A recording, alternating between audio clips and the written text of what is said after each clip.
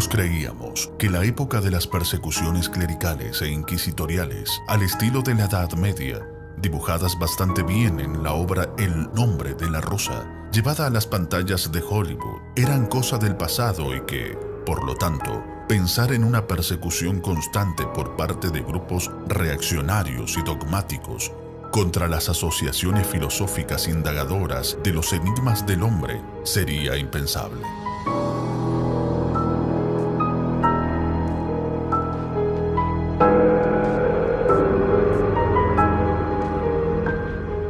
Hoy hemos sido nuevamente desconcertados por las campañas inquisitoriales que han desatado el Vaticano y su oscuro aliado, el Opus Dei.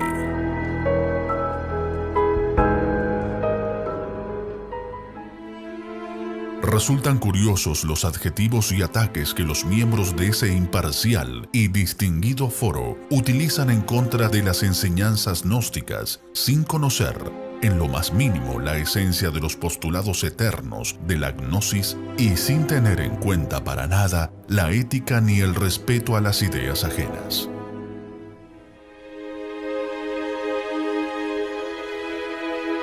Como quiera que es tan malo callar cuando se debe hablar, como hablar cuando se debe callar. Nosotros no negamos que en el mundo existan intereses creados.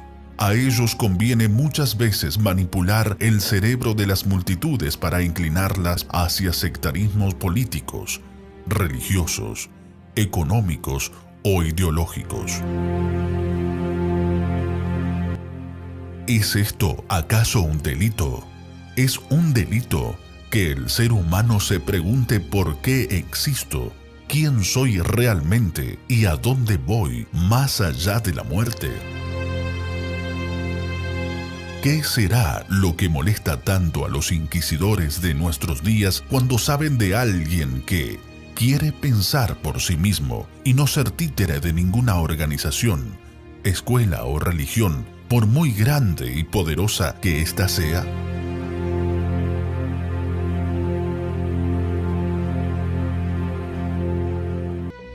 Existe el periodismo profesional y el pseudoperiodismo. El primero es autocrítico, imparcial, profundo, veraz y traslúcido. El segundo es fruto de mentes deficientes con mordazas religiosas o políticas, superficial, ambiguo, falso y con muchas reservas. Es lamentable que algunos medios periodísticos se presten al juego de las corrientes dogmáticas que han manifestado cientos de veces en la historia su afán mediatizador del pensamiento humano y persecutor de todos aquellos que se han atrevido a reflexionar acerca del porqué de la existencia. Se busca desacreditar a las instituciones gnósticas con cualquier pretexto, por ejemplo, acusándolas de querer alejar a sus adeptos de las familias, sin haberse tomado la más mínima molestia de investigar o contrastar esta afirmación. Ignoran esos pseudo-periodistas que uno de los pilares fundamentales en los que se sustenta la enseñanza gnóstica se encuentra en la unidad familiar y la cooperación con los seres que desde la cuna nos han rodeado. Resulta ridículo que en Occidente ataquemos la represión periodística que se ha hecho durante más de 50 años en los países del Este, y que nosotros aquí estemos empezando, igualmente, a perseguir a quienes, haciendo uso de la Carta Constitucional y el espíritu democrático de cualquier nación libre, queremos indagar científicamente sobre el hombre y la trayectoria de este último sobre la faz de la Tierra.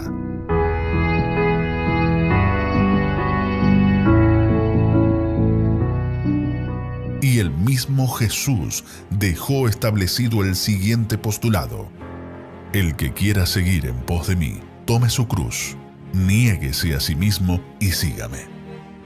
Preguntamos otra vez: ¿es un delito acaso el estudiar cada quien su subconsciente con el propósito bien definido de impedirle al ego animal que toda persona lleva adentro la posibilidad de que nos haga sus esclavos. ¿Por qué? Si tanto se quiere que la humanidad se regenere, no se va al fondo psicológico del ser humano, en donde se encuentran las raíces de todos sus males, y se establecen remedios adecuados basados en la comprensión de fondo y en el psicoanálisis íntimo. Lo que sí es un inminente peligro es la represión de las energías sexuales o el derroche de los potenciales energéticos del ser humano, todo lo cual lleva tarde o temprano a padecer desequilibrios de todo tipo, como estamos viendo y como reconocía un informe del Consejo de Justicia y Sanación de la Iglesia Australiana en 2014, rechazado después por el Vaticano.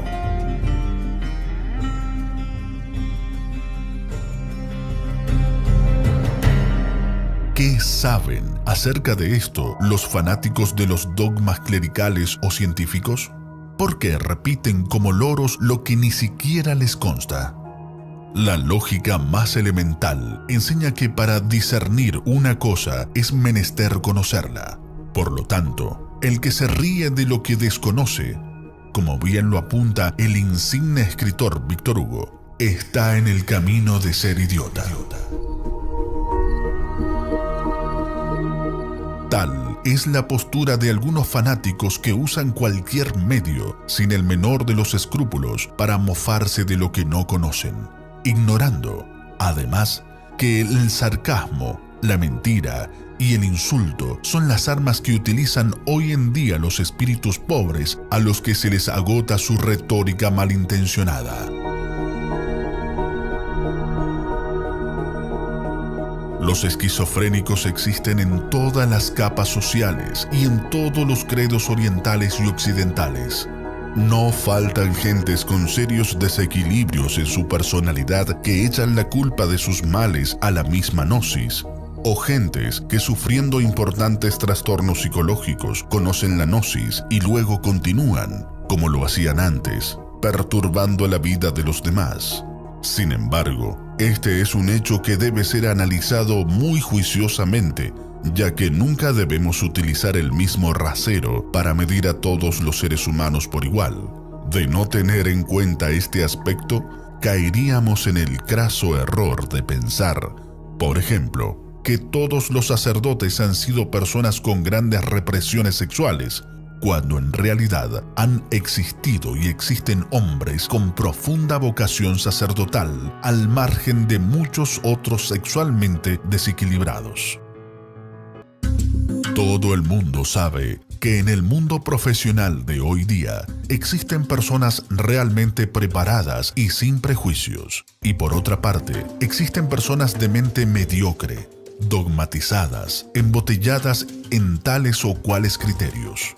Eso sucede en todos los gremios de nuestra sociedad actual. Así pues, hay periodistas de alto nivel y existen, por otra parte, periodistas que están solamente al servicio de intereses religiosos, por ejemplo, o de intereses oscuros. Este tipo de periodismo es preparado desde universidades ligadas a credos obtusos, dogmáticos y hasta sectarios como el que la institución llamada Opus Dei tiene en Navarra, España, lugar en el que se ubican sus cuarteles generales.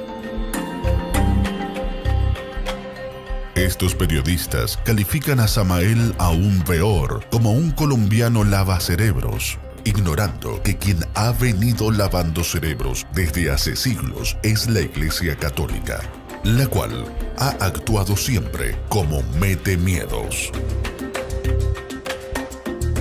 En un tiempo se hicieron expertos en ofrecer parcelas en el cielo a las gentes moribundas, a cambio de que en su lecho de muerte esas personas donasen sus fortunas a la susodicha iglesia. De este modo, les decían, evitarían irse al infierno. Así amasaron fortunas, sobre todo durante toda la Edad Media y aún en el siglo XX.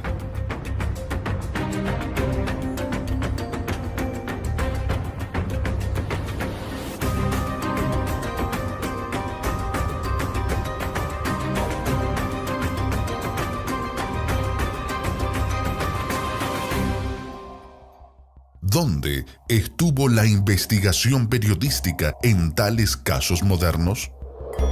Asimismo, bueno es saber que en tiempos de Jesús, el Cristo, muchas gentes decían: «Ese tal Jesús es de Nazaret», y agregaban luego: «¿Y qué cosa buena puede salir de Nazaret?». Sin embargo, el Cristo Jesús nos trajo una doctrina maravillosa que ha perdurado gracias a la profundidad de sus postulados y a la grandeza de su sacrificio personalizado en él mismo.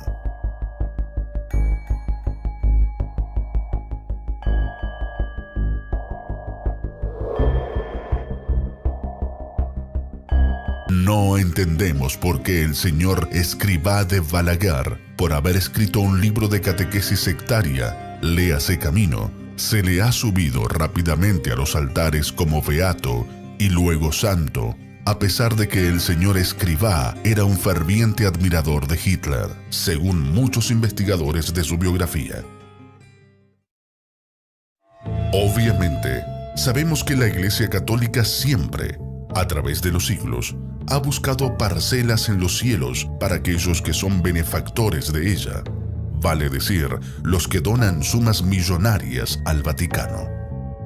De antemano advertimos que siempre que una ideología hace su aparición, como la doctrina cristiana, por ejemplo, surgen almas que la engrandecen, como los apóstoles de Jesús, los mártires verdaderos que ofrecieron hasta sus vidas por divulgar algo de carácter sagrado.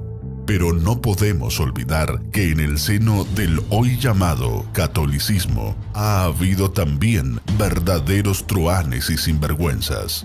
Basta recordar al arzobispo Marcinkus, quien tuvo que huir del Vaticano hacia Estados Unidos con mucho dinero en sus alforjas a causa de la muerte de Roberto Calvi, ahorcado en un puente de Londres, el banquero administrador del Banco Ambrosiano.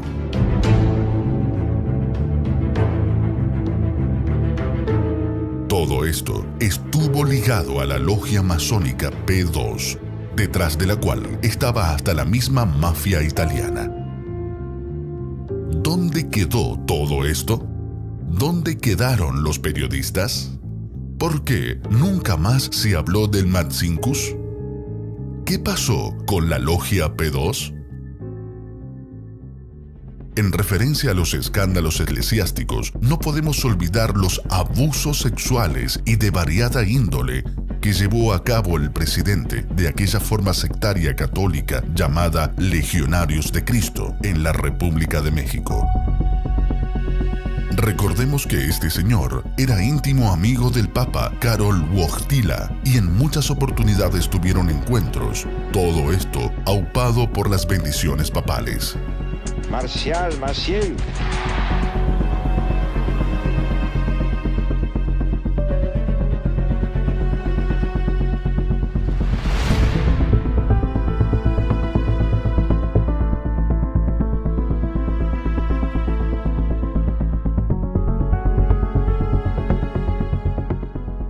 Siendo chavales jovencillos, pensábamos que te estaba sucediendo solo a ti. Y solo después, pues, y a ti también, y a ti también, y a ti también, y a este y al otro.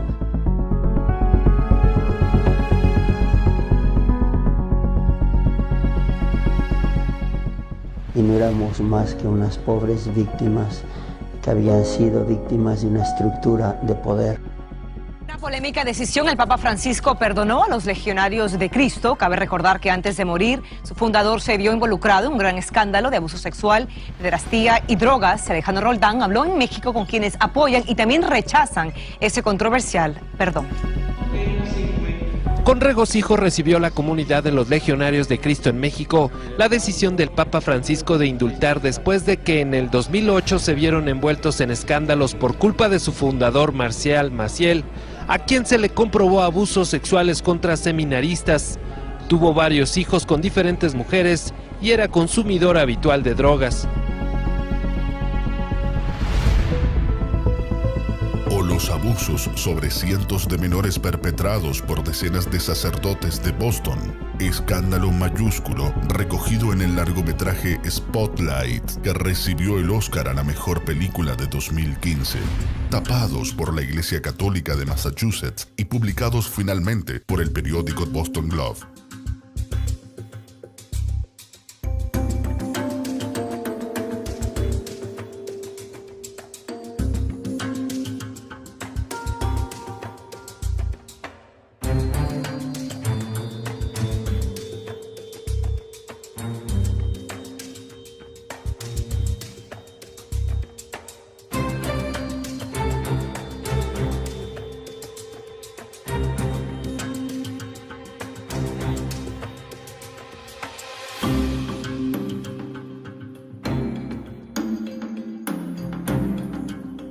O los 547 niños abusados en el coro Regenburger Dompapsen de la Catedral de Rittbona, Alemania, dirigido, para mayor delito, por Georg Ratzinger, hermano mayor del Papa Benedicto XVI, que reconoció que abofeteaba a los niños. Aquello fue definido por Frank Wittenbrink como un elaborado sistema de castigos sádicos combinados con lujuria.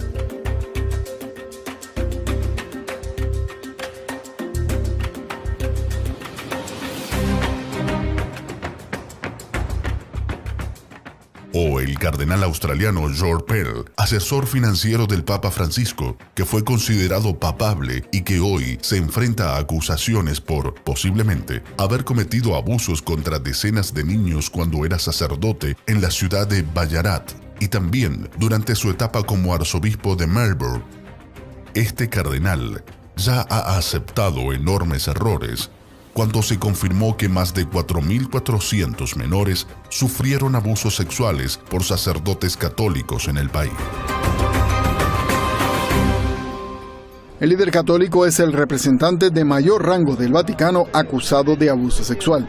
Representa un fuerte golpe contra la Santa Sede, que ha sufrido varios reveses de credibilidad en su política de tolerancia cero respecto a los abusos sexuales. O el cardenal chileno Errázuriz, que ocultó en su escritorio durante 6 años 5 denuncias contra un sacerdote en Santiago de Chile y que hoy forma parte del C9, grupo de 9 cardenales consejeros directos del Papa, actualmente Francisco. El propio Vaticano se reconoce incapaz de estudiar los 2.000 casos de pederastia que tiene pendientes, reconociendo que se han duplicado en los últimos años. En los 3 primeros años del actual Papa Francisco, se han recibido casi 400 denuncias de iglesias de todo el mundo, según el valiente periodista Emiliano Fittipaldi.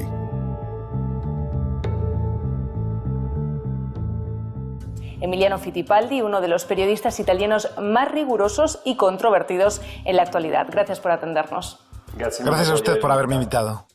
Pero yo quería ir a los datos porque sobre todo tu libro lo que tiene son datos, o sea, pone sobre la mesa datos sobre lo que está sucediendo. Uno de ellos es, por ejemplo, que los 3 primeros años de pontificado del Papa Francisco han sido presentadas ante la Congregación para la Doctrina de la Fe 1.200 denuncias de abusos de niños y niñas. Esto es así, estamos hablando de un fenómeno de grandes dimensiones y del que no se habla, ¿no? Sí, se trata de un fenómeno de enormes dimensiones del que nadie habla, porque parecía que después de la película Spotlight, en primera plana, de la investigación del Boston Globe entre el 2003 y el 2004 y después de la guerra de Benedicto XVI, el problema se había resuelto. Pero no es así. No es así. Los datos secretos revelados por la Congregación para la Doctrina de la Fe demuestran que el fenómeno se ha duplicado en los últimos años con respecto al periodo que va desde el 2005 al 2010. En los 3 primeros años del pontificado de Francisco, Roma ha recibido casi 400 denuncias procedentes de iglesias de todo el mundo. 400 denuncias similares entre sí, que después los obispos estudiaron y de las que dijeron, es verdad, probablemente estos actos de pedofilia sean ciertos, y mandaron el proceso a Roma. Esto podría ser una cosa positiva, porque podría ser que las palabras del Papa Francisco demuestren que la Iglesia realmente quiere hacer algo y por eso la gente no tiene miedo de luchar. Esto es importante decirlo. A pesar de ello, el fenómeno, como usted decía, es muy actual y más que nada en los países más católicos, como España, Italia o los países sudamericanos. Es un fenómeno sobre el cual nadie quiere hablar de forma oficial, ni la Iglesia, ni los periodistas, ni la sociedad civil. ¿Es esto o no una secta? Poco después de estas horribles situaciones, los medios callaron. Se hizo una cortina de humo y la iglesia siguió su curso como si nada hubiera pasado. Así son las cosas. Pero hay muchos más casos. Basta recordar nuevamente el asombroso suceso del arzobispo de Boston, en Estados Unidos, quien tenía exactamente debajo del altar de su iglesia una cueva en la que entraba él con niños púberes y algunos adolescentes, y estos se dedicaban a masturbar al señor purpurado. ¿Esto es normal? ¿Y por qué nadie dice esto es propio de una secta? La iglesia anglicana ha tenido que gastarse millones de libras esterlinas en tratar de callar las bocas de cientos de padres de familia cuyos hijos, siendo internados en instalaciones colegiales de dicho clero, eran abusados sexualmente cada día por los llamados servidores de Dios. Toda una canallada. Hubo, lamentablemente, en esta historia niños huérfanos que nadie pudo defender. Es fácil imaginar que ellos corrieron peor suerte que los demás.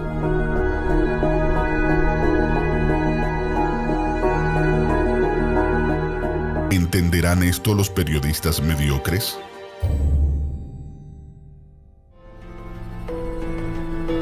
Finalmente, queridos amigos, tenemos que remitirnos a los refranes populares como aquellos que rezan: no es oro todo lo que brilla, o ese otro: aunque la mona se vista de seda, mona se queda. Y también, el hábito no hace al monje.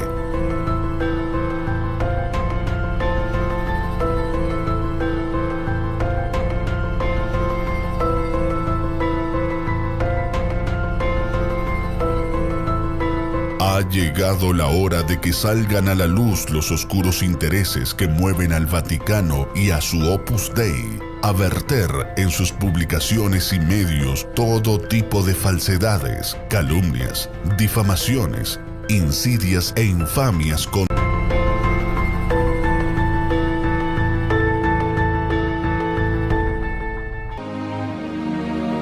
Ha llegado la hora de denunciar ante la conciencia solemne de todos los pueblos y razas, de todos los credos y culturas, estas prácticas mediocres, carentes de toda moralidad y respeto, llenas de manipulación y engaño, cuyos artífices creen firmemente que el fin justifica cualquier medio.